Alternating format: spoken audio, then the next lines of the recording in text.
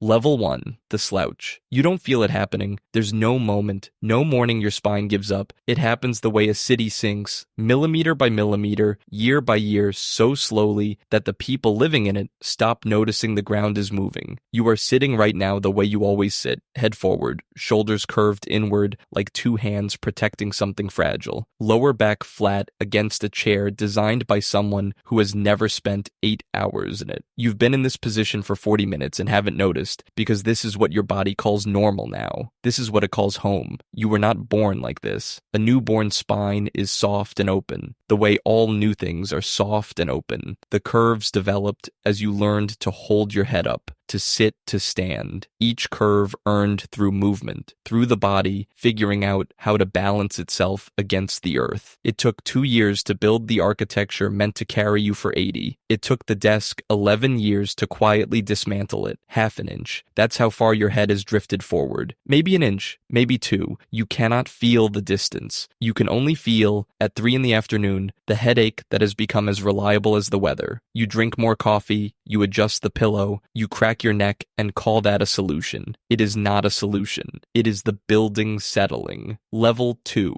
The weight nobody told you about. Your head weighs 12 pounds. Balanced over your spine, stacked perfectly above the cervical vertebrae, it exerts 12 pounds of load. The muscles of your neck barely work. The architecture holds itself. But for every inch your head drifts forward, the effective load doubles. 2 inches forward and your neck is managing 42 pounds. The weight of a small child, hanging from the muscles at the back of your neck all day, every day, so they harden. The rock between your neck and your right shoulder blade, the one your partner finds when they press there and you hiss through your teeth. That knot has been your companion for 3 years. You have accepted it the way you accept traffic. Unpleasant, permanent, yours. What you haven't accepted is what it's telling you. Your body is not malfunctioning. It is screaming that the architecture has been wrong for a very long time, and nobody is listening. Level 3, when the body stops asking politely. The lower back goes first. When your upper body collapses forward, your pelvis compensates. Tailbone tipping back, lower spine arching into a curve evolution never intended to be permanent. The hip flexors shorten. The glutes switch off. The lower back, suddenly doing a job that was never its job alone, runs out of language. It switches to pain. Not dramatic pain. The dull, relentless ache that sits at L4 and L5 like a tenant you cannot evict. You go to a physiotherapist. You receive a laminated sheet of stick figures. You do the exercises 3 times, then never again. You go to a chiropractor. The adjustment feels like relief. Temporary borrowed relief because the thing creating the problem hasn't changed, and the moment you return to your chair, the problem resumes its slow, patient work. You are bailing water from a boat with a hole in it. The water goes. The hole stays. Level 4. The web. The body is not stupid. Every adaptation your spine has made is intelligent. When the lower back hurts, your brain quietly rewires your movement patterns to guard it. You stop bending from the hips. You start hinging from the spine. Your knees take the load. Then your knees begin to ache. Your ankles compensate for your knees. Your feet compensate for your ankles. The sciatic nerve sends an electric wire of sensation down through your glute and into your leg when you sit too long. You stop the evening walks. One collapsed posture. One chain of compensation running from the base of your skull to the soles of your feet. Your world gets smaller, not dramatically, incrementally. You stop going to the gym. You stop standing at parties after 20 minutes. You stop walking the long way home. Each subtraction is small enough to rationalize. Together, they are the quiet amputation of the life your body was supposed to let you live. Level 5, below the pain, there is something the scan will not show. The vagus nerve runs through your neck and chest, the primary highway of your parasympathetic nervous system, responsible for rest, recovery, the sensation that everything is, at some fundamental level, going to be all right. When your chest collapses and your neck compresses daily for years, the vagus nerve is chronically compressed with it. The parasympathetic system goes quiet. What takes its place is not panic. Something smaller and more sustainable, a low, constant hum of activation sensation, a tiredness that sleep doesn't fully resolve, an anxiety with no specific cause, visiting you at 4 in the afternoon and sitting in your chest without explanation, a jaw you find clenched when you haven't been thinking about anything worth clenching for. You are not anxious about your life. Your body is anxious about its own architecture. The people who designed yoga understood this without the vocabulary of neuroscience. When B.K.S. Iyengar said, "The spine is the biography of the person," he was not writing poetry. He was reading bodies the way a structural engineer reads buildings, looking for where the load is going, where the walls are cracking, what the shape is saying about the years that made it. Level 6, the mat. You find it the way most people find it, reluctantly, after everything else stops working. However it happens, you roll out a mat that has been a very expensive carpet for 2 years, sit on the floor, and immediately discover the first truth. You cannot sit cross-legged without your lower back rounding like a question mark. Not because you are inflexible, because your hip flexors are so shortened, they cannot allow your pelvis to find the position that lets your spine stack itself correctly. The same pattern, even here, even trying to fix it. Your teacher says something quietly. We are not here to stretch the muscle. We are here to teach the nervous system that it is safe to let go.